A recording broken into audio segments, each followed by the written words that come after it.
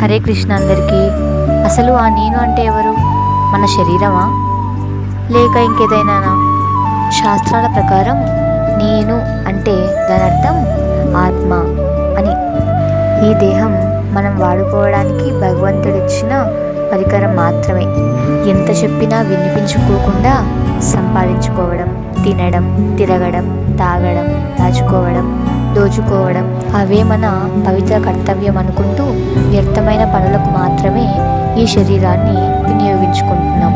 ఒకవేళ భగవంతుడు నేనిచ్చిన దేహాన్ని నాకివ్వు అని బలవంతంగా లాగివేస్తే తిరిగి మళ్ళీ ఈ దేహాలను తెచ్చుకునేందుకు వీలుగా కర్మలు చేస్తూ జన్మ కర్మ వలయంలో పడిపోయి తిరిగి ఈ దేహాలను తెచ్చుకుంటున్నాం.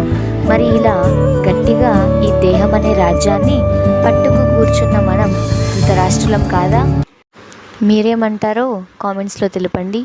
Until then, Radhakrishna.